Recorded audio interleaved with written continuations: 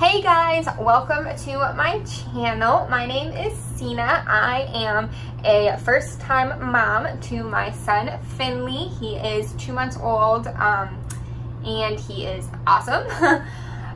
This video, if you could tell by the title, is going to be about our NICU experience with Finley after he was born. So I've already posted my birth story. You can check that out if you want to hear about how we got to the NICU, but essentially I'm just going to talk about our experience at the NICU. So Finley was born at 36 weeks and 4 days, so almost a month early, and because of this his lungs were not in where they needed to be in order to not go to the NICU, so he got sent to the NICU on oxygen. So they have a couple different stages. So he was not the lowest stage of oxygen, but the one basically above that. So he had like oxygen going through like his nose, and he was only on this higher level of oxygen for about 6 hours or so. No, I take that back. I think about 8 hours.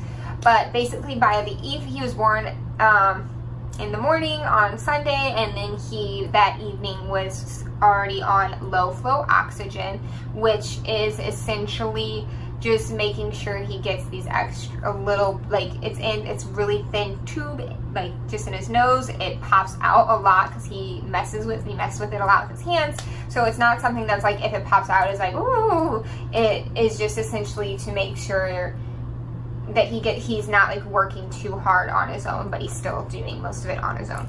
So he was on the low flow oxygen that evening, and he was doing phenomenally. His NICU stay was not as hard as it could be for other parents. It's, you know, a lot harder. I mean, it was still very emotionally tough for Brendan and I, just because you don't ever want to see your very first newborn baby in the NICU. It was rough because he had to have an IV, he had these tubes, these monitors, so it looked very scary for us new parents, and any parent, it would be scary, but yeah, but it was not as bad as it could be. So he was in the NICU for 12 days, and during this time, so he went in on a Sunday, the day he was born, the 16th, and he was switched to low flow that evening, and then the following day on Monday, we got to try breastfeeding together, and we honestly didn't do a lot of breastfeeding while he was in the NICU. It was a combination of reasons. So first of all, since he was early, he was very sleepy, wasn't very awake, and so it was very hard to get him to eat what he needed to, because it's a lot of work to eat, let alone breastfeed, and he wasn't staying awake for it, as well as, so he had an IV in, and we were trying to breastfeed while he had the IV. He no longer had the feeding tube because the IV was doing okay, and my breastfeeding was doing but basically I wanted him home, and so he had to get, you know, one of the steps is get the IV out and be taking a bottle on his own, and so I made the decision that they gave him some formula his first few days in bottle until my milk came in. And that actually helped. He was taken off the IV that night, Monday night, after I made that decision. No, that's why it was taken off Tuesday, but because I made the decision Tuesday evening, and in the middle of the night, Tuesday night is when they did it. So we tried breastfeeding Monday and Tuesday, and so at this point, for the first 3 or 4 days, I did try breastfeeding, but it was a struggle.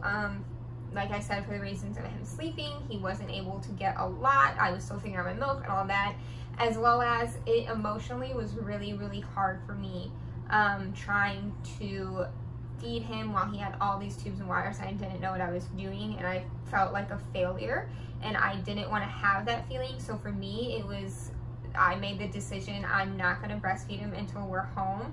If that means that our journey is not one that's going to happen, then so be it. I'd rather me be making that decision and that being something I control, and I'm choosing to not breastfeed him at this moment, it made me feel a lot better than trying to and not succeeding.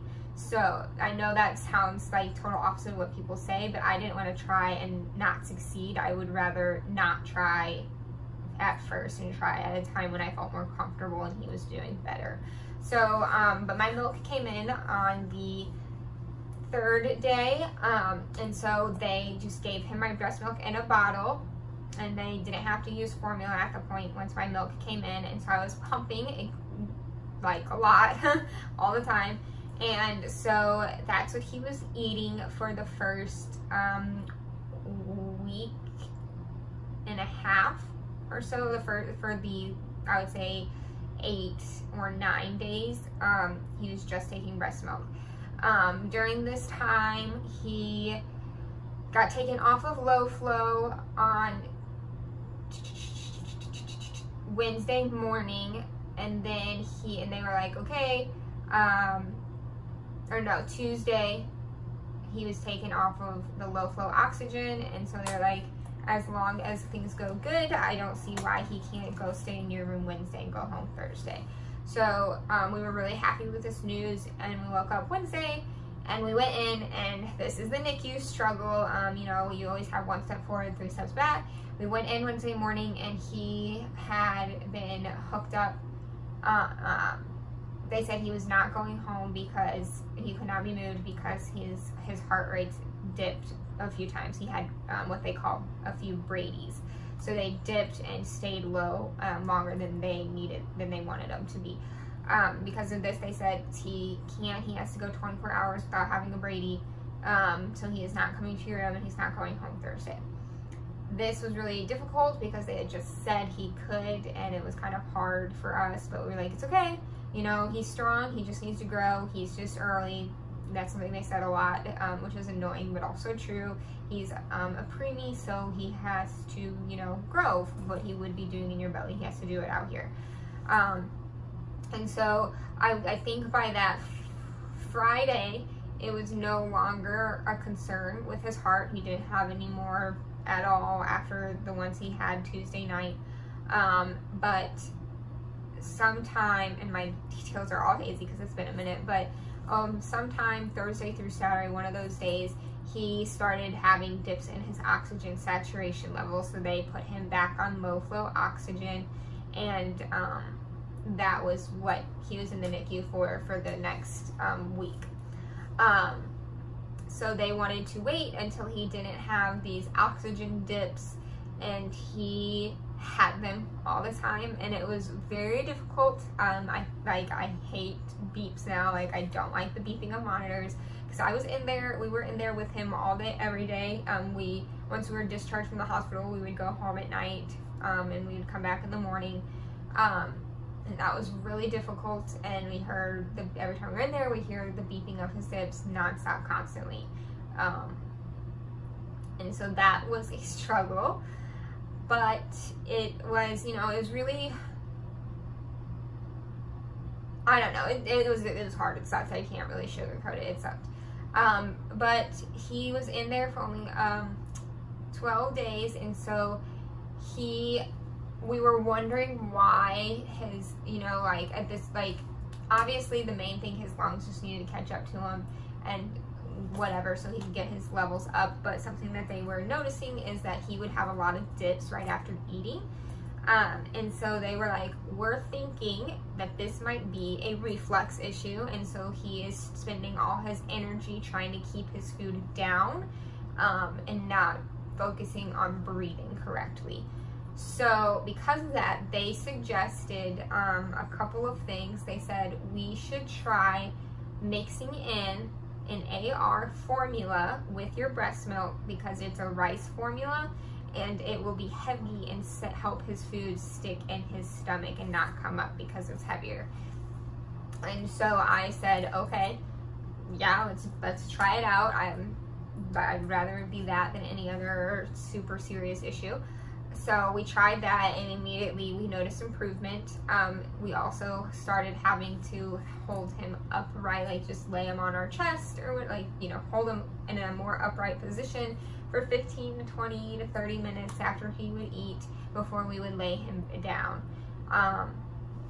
And so we were doing that, and it helped a lot. And so these were, the reflux was the main issue he had that was messing with his oxygen saturation levels.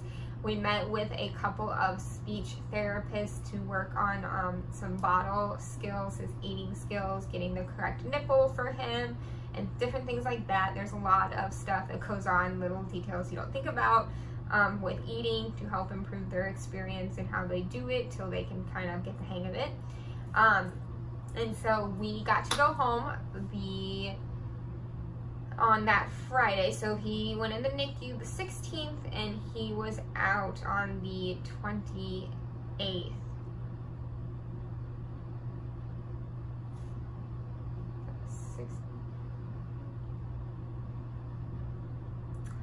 Yeah, on the 28th. And we got to bring him home that morning, and just with instructions to continue doing the AR formula, half and half with my breast milk, and the holding him up, and just, you know, keeping an eye on him. We didn't have to go home on monitors. It was honestly, as much as it sucked and as hard as it was emotionally, it was as easy as it could be for a NICU stay, I think, for, you know, what we were dealing with. And so he has been home for over 6 weeks now. We still do half and half when we do bottles, but I am now pretty much exclusively breastfeeding. Like I said, once I was able to get home with him and didn't have the pressure of monitors and people kind of watching over me and being able to figure it out, just me and him, we had no issues. It took a day or two for me to just like get used to it and comfortable, but he was a champ. He likes the booby. He eats all the time. And it's really great, and we have a great time with that. And I plan on eventually doing a breastfeeding journey experience video later down the road, closer to when we finish up our breastfeeding experience.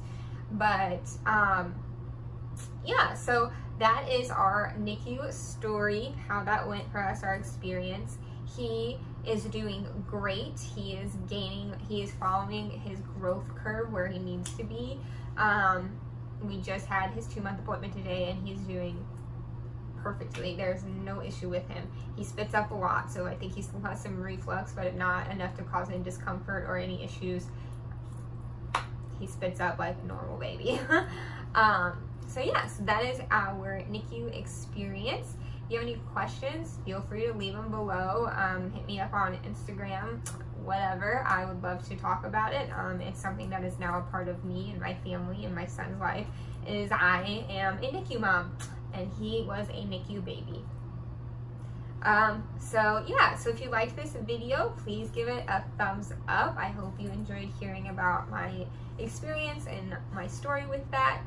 And please subscribe if you'd like to see some more videos of me adjusting to mom life. Thanks for watching. Bye.